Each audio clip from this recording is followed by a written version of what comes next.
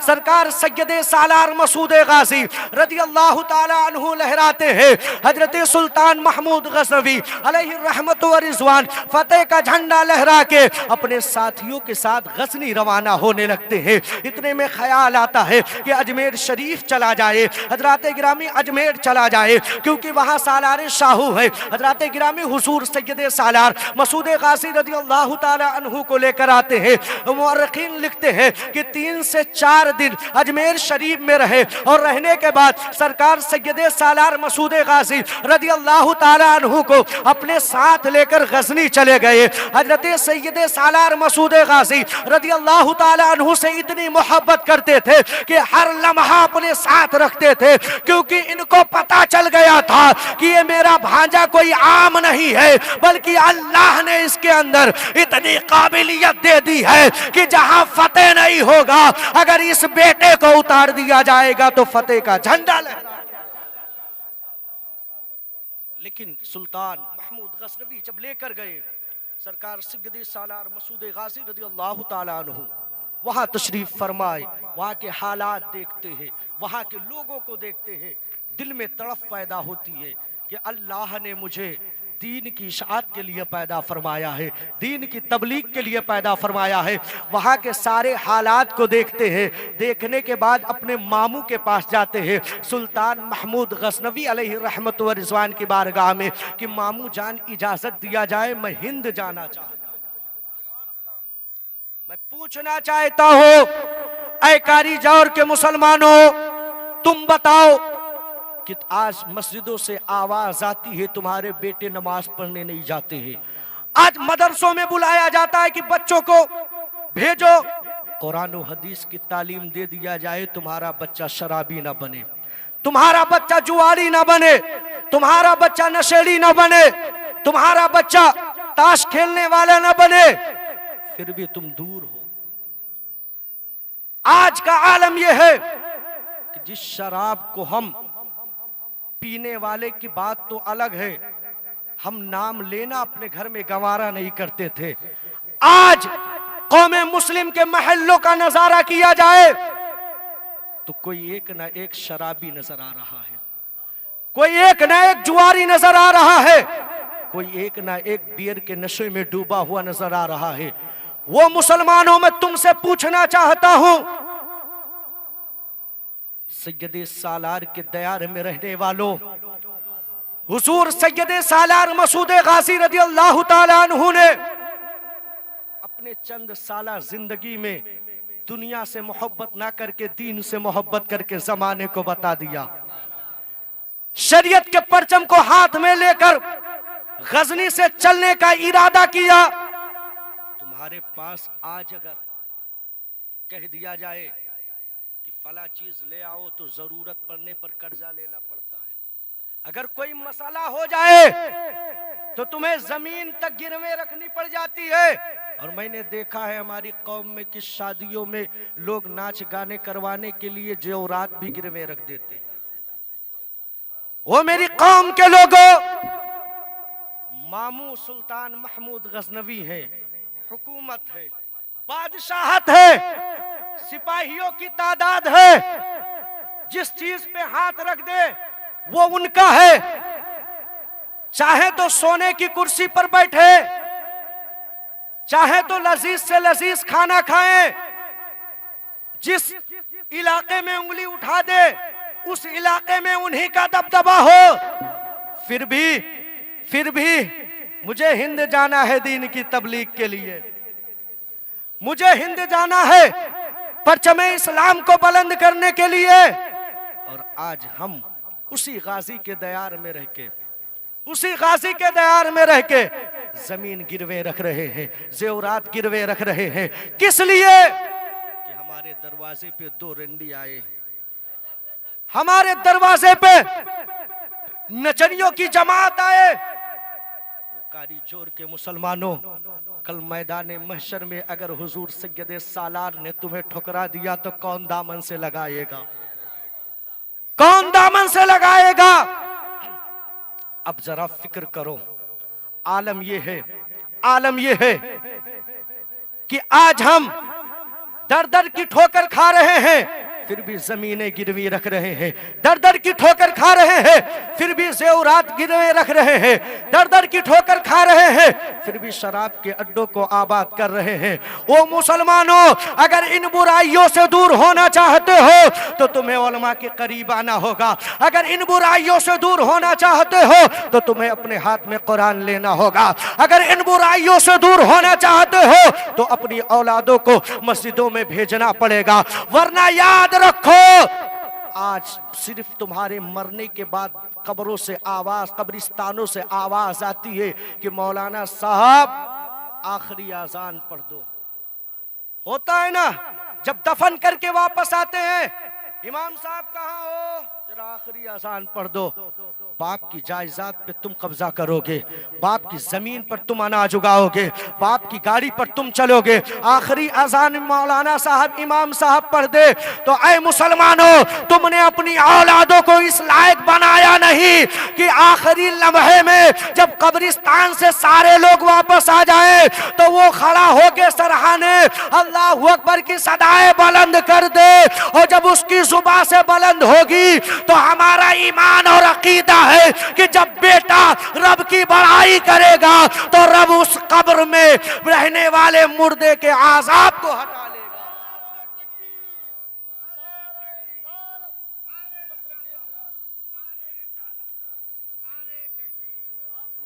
लेकिन ना, शराब पिए ये मंजूर है, जुआ खेले ये मंजूर है, नाच गाने करवाए ये मंजूर है, तमाम अय्याशिया करिए मंजूर है, और बुढ़ापा आ जाए तो घर से भगाए वो भी मंजूर।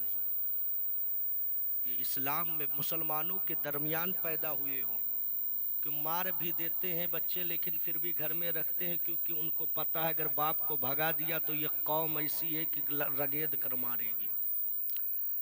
क्योंकि मुसलमानों में अगर किसी मोहल्ले से कोई बेटा माँ को निकाल दे या बाप को निकाल दे, पूरा मोहल्ला हावी हो जाएगा।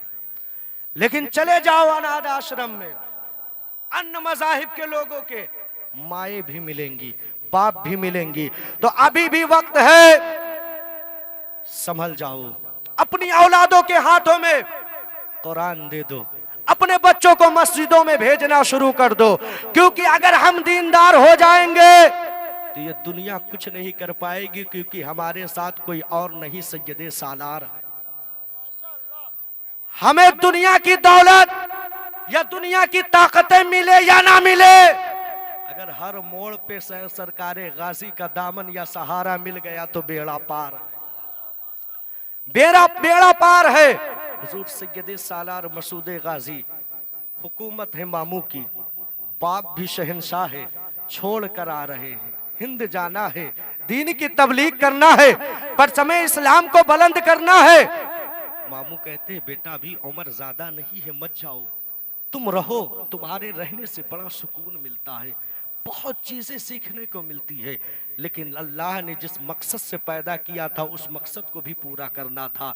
हुजूर सैयदे सालार मसूद गाजी रदियल्लाहु ताला अन्हु तमाम अरीजा पेश करते हैं, मामू इजाजत देते हैं, माँ भी दुआएं देती हैं, बाप भी दुआएं देते हैं। सैयदे सालार मसूद गाजी रदियल्लाहु ताला अन्हु अपने चंद साथियों को लेकर गजनी से रवाना होते हैं, गजनी से रवाना होते हैं। रास्ता तय करते करते हिंद की तरफ आ रहे हैं। सरकारे गाजी के पास एक परिंदा था, जब जंगलों के करीब से गुजरते थे तो उस परिंदे को इशारा कर देते थे, वो परिंदा उड़ उड़ के जाता और हालात का जायजा लेकर चला आता था। जब तमाम जंगलों के दरमियान से गुजर हो रहा है, अल्लाह अल्लाह आप गौर करते चलिए, गुजर हो रहा है, एक परिंदा जाता है और जाने के बाद एक दरख्त पे बैठ जाता है। हुजूर सैयदे सालार मसूद गाजी रदियल्लाहु ताला अन्हु उस दरख्त के करीब जाते हैं, जाने के बाद अपने आशिकों से फरमाते हैं, वो आशिकों इस दरख्त के नीचे खोदा जाए,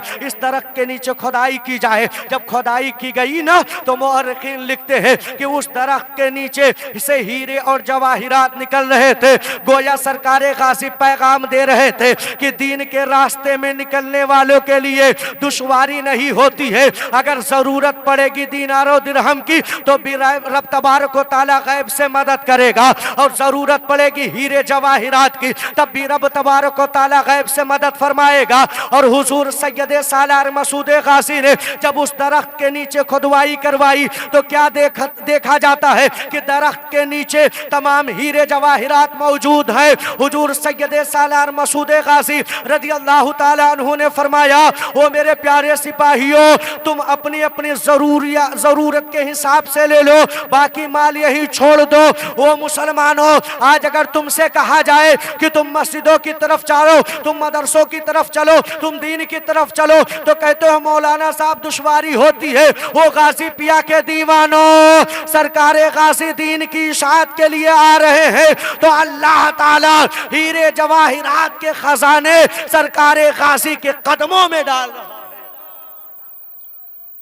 एक दौलत को, मामू की सल्तनत को छोड़ा है, दुनिया की दौलत को छोड़ा है, तो रास्ते में दुनिया की दौलत कदमों के नीचे आ रही है, कदमों के नीचे आ रही है।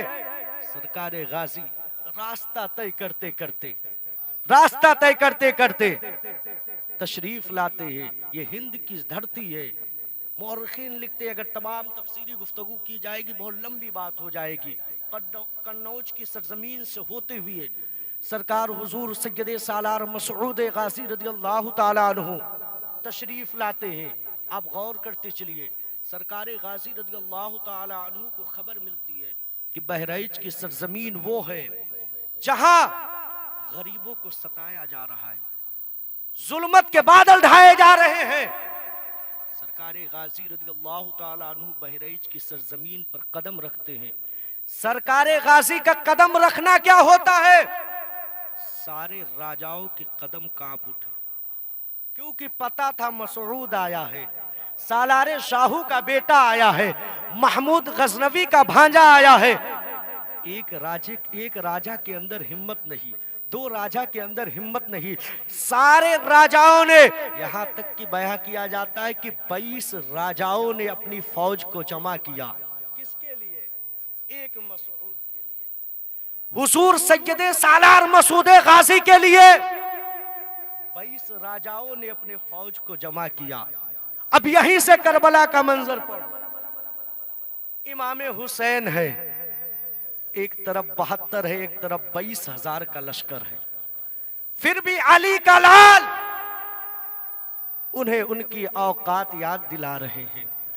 इन्हें नहीं पता था कि ये हुसैन इब्ने अली के घराने के हैं, ये एक नहीं करोड़ों पे भारी रहते। ये 22 राजा क्या, जब तने तनहा पूरे करबला में 22,000 को ललकार कर नेज़े पे चढ़ के कुरान की तिलावत हुसैन इब्ने अली ने कर दिया, तो फिर इनको मालूम हो जाना चाहिए कि हम 22 राजाओं की फौज मिलकर हुजूर सैयद सालार मसूद गाजी का कुछ नहीं कर सकते। 22 राजाओं की फौज जमा हुई, बहराइच से लेके गागरा घाट तक सिर्फ तलवारें नजर आ रही थी, सिर्फ तलवारें। बात यही हो रही थी कि सैयद सालार मसूद गाजी बहराइच छोड़ो, बहराइच छोड़ो। सरकार गाजी रज़ियल्लाहु ताला अन्हु ने बता दिया कि ऐ दुनिया वालों, मैं दुनिया की हुकूमत के लालच में नहीं आया, मैं यहां की बादशाहत लेने नहीं आया, यहां की शाही हुकूमत संभालने नहीं आया, बल्कि जो जुल्म किया जा रहा है उस जुल्म को मिटाने आया हूं। तुम्हारे हाथों में पावर है, गरीबों को सता रहे हो, मैं तुम्हें मिटाने आया हूं। सरकार सैयद सालार मसूद गाजी रज़ियल्लाहु ताला अन्हु ने 22 राजाओं की फौज से मुकाबला किया। कसम खुदा की यारो, आप तारीख पढ़ो, आपको पता चलेगा कि 22 राजाओं को पता चल गया था कि ये मसूद कोई आम नहीं है, इनका मुकाबला हम ऐसे नहीं कर पाएंगे, क्योंकि ये अली के लाल है, ये हुकूमत के लिए नहीं बल्कि इंसाफ के लिए मैदान में उतरते हैं, ये इंसाफ के लिए मैदान में उतरते हैं। और सरकार गाजी ने उनकी औकात याद दिला के बता दिया। जो पूरा क्षेत्र जंगल था उसे मंगल बना दिया, उसे मंगल बना दिया। और आज 1000 साल बीत चुके हैं।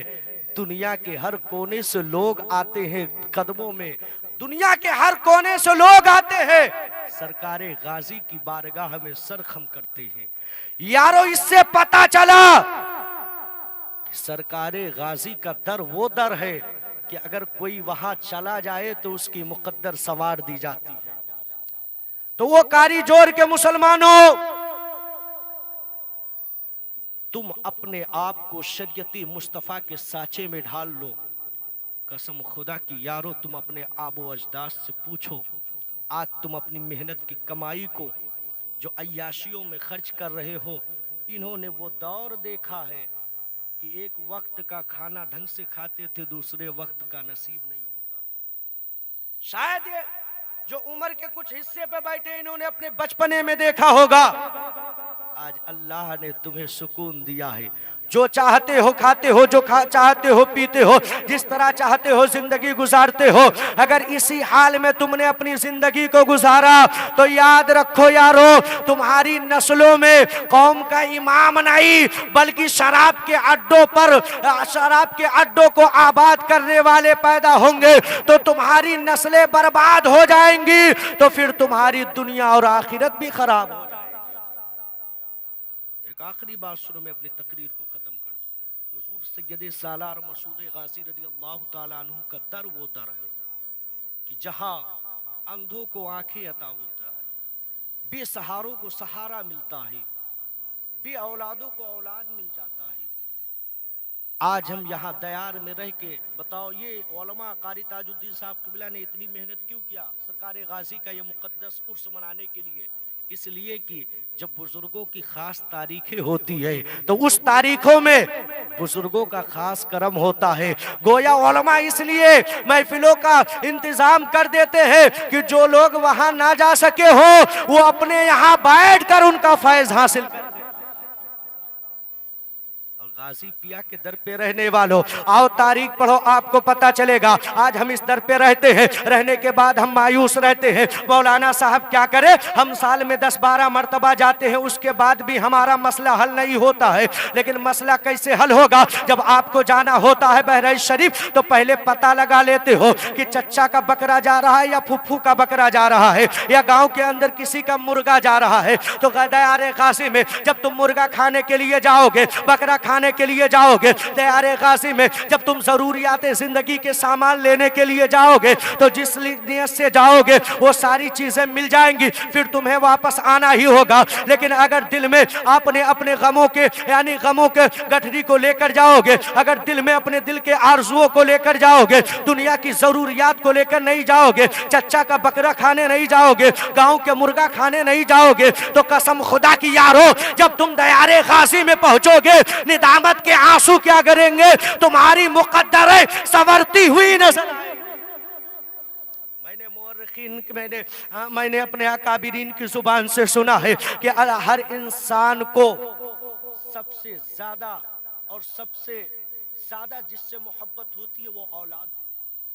आप गौर करते चले, दुनिया की लाख दौलतें हो, अगर औलाद ना हो तो फिर वो मायूस ही रहता है। मैंने सुना है कि अम्बेडकर नगर के सरजमीन पर रहने वाला एक शख्स था जिसको अल्लाह तबारक व तआला ने दुनिया की तमाम दौलतों से नवाजा था। वो बड़ा मायूस रहता था कि दौलतें तो आ गई है लेकिन औलाद नहीं है। अब ये दौलतें किस काम की रहेंगी? औलाद जब नहीं है तो हमारे बुढ़ापे का सहारा कौन बनेगा? बहरहाल दुआएं करता रहा, अल्लाह ने दुआएं कबूल की, उसके घर में एक औलाद को पैदा फरमा दिया। जब वो औलाद पैदा होता है तो आप गौर करते चलिए कि उसको देखा जाता है कि उसके यानी आंख से अंधा है, जुबान से बोल नहीं पा रहा है, कान से सुन नहीं पा रहा है, उसके होशो हवास उड़ गए। वो परेशान हो गया कि औलाद भी मिला है तो ऐसा मिला है जो खुद अपाहिज है, वो मेरे बुढ़ापे का सहारा क्या बनेगा, मेरे बुढ़ापे का लाठी क्या बनेगा? वो आंख से अंधा है, कान से सुन नहीं पाता है, जुबान से बोल नहीं पाता है। फिर उसने सोचा खैर अल्लाह ने दुनिया की दौलत से नवाजा है, एक से एक डॉक्टर है उनको दिखाया जाएगा, बड़े बड़े तबीबों को दिखाया जाएगा, बड़े बड़े हकीमों को दिखाया जाएगा। वो दुनिया के तमाम डॉक्टरों के पास जाता है, बड़े बड़े तबीबों के पास जाता है, बड़े बड़े हकीमों के पास जाता है, दुनिया की तमाम दौलतें सर्फ करता रहता है। सारे डॉक्टरों ने फाइल को बंद किया और बंद करने के बाद कहा कि ऐ आने वाले शख्स तू अपने बेटे को अपने घर ले जा, क्योंकि अब इसका इलाज नहीं हो पाएगा, ये आंख वाला नहीं बन पाएगा, ये कान वाला नहीं बन पाएगा, ये जुबान वाला नहीं बन पाएगा, ये ना देखने वाला बनेगा, ना सुनने वाला बनेगा, ना बोलने वाला बनेगा। वो मायूसी के चादर को अपने सर पे रखे अपनी औलाद को लेकर अंबेडकर नगर की सरजमीन पर आ जाता है। अब दिल में एक ही बात उसके दिल में एक ही बात गूंज रही है कि मेरे बुढ़ापे की लाठी कौन बनेगा, मेरे बुढ़ापे का सहारा कौन बनेगा। मैं अगर दुनिया से चला गया तो फिर मेरा बेटा भी अपाहिज हो जाएगा, क्योंकि इसे कुछ दिखाई नहीं देता है। इतने में वो दिन आ ही गया कि आशिकों की जमात अंबेडकर नगर से दयारे गाजी में आ रही। उर्से गाजी है, उर्से रज़वी है, दरवाजे पे बैठा है, देख रहा है आशिकों की जमात आ रही है। उसने कहा वो जाने वालों कहाँ जा रहे हो? बताने वालों ने बताया कि बहराइच की सरजमीन पर एक ऐसा दर है कि जहाँ अगर कोई बे औलाद चला जाए तो साहिबे औलाद हो जाता है, अगर कोई गूंगा चला जाए तो जुबान वाला हो जाता है, अगर कोई अंधा चला जाए तो आंख वाला हो जाता है, अगर कोई कोढ़ी चला जाए तो शिफायाब हो जाता है। वो दर ऐसा दर है कि उस दर से कोई मायूस नहीं होता है। उसने फौरन अपने घर के अंदर जाता है और जाने के बाद कहता है वो मेरे घर के लोगों जरा जल्दी से तैयारी करो, क्योंकि उस दर का पता चल गया है जिस दर से कायनात को शिफा मिलती है, उस दर का पता चल गया है जिस दर से बेसहारों को सहारा मिलता है। वो अपने बेटे को लेता है, दिल में एक ही बात है कि मेरा बेटा आंख वाला बन जाए, दिल में एक ही तड़फ है कि मेरा बेटा जुबान वाला बन जाए, दिल में एक ही आरज़ू है कि मेरा बेटा सुनने वाला बन जाए। दिल में इरादा लेके अंबेडकर नगर की सरजमीन से अपने बेटे को लेकर बहराइच की सरजमीन पर आ रहा है। सरकार सैयदे सालार मसूद गाजी रज़ियल्लाहु ताला अन्हु के चौखट पे हाजिरी देता है। देने के बाद सरकार गाजी के मज़ार मुबारका के करीब जाता है और जाने के बाद अपनी औलाद को बैठाकर निदामत के आंसू गिराने लगता है। हुजूर अल्लाह ने औलाद से तो नवाजा है, लेकिन ये खुदा पाहिज है, ये मेरे बुढ़ापे का लाठी कब बनेगा, मेरा सहारा कब बनेगा, मेरा सहारा कब बनेगा। दुनिया के सारे तबीबों ने, सारे डॉक्टरों ने इसके फाइल को बंद कर दिया है। आका आखिरी उम्मीद लगाकर आपके दर पे आया हूँ, आखिरी सांस, आखिरी आसरा लगा के आपके दयार में आया हूँ।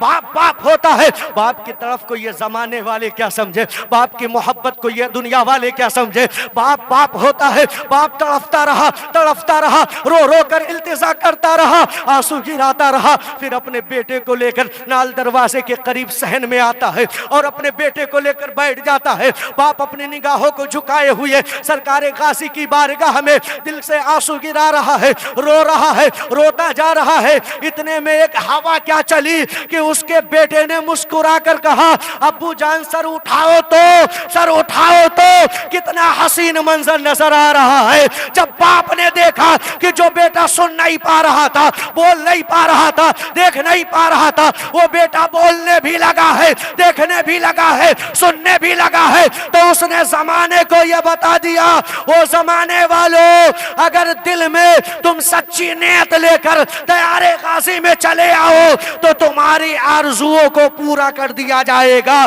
इसीलिए तो शायर कहता है अंधों को आंखें अता हो और जुज़ामी को शिफा, ये भी है जाहिर करामत सैयदे।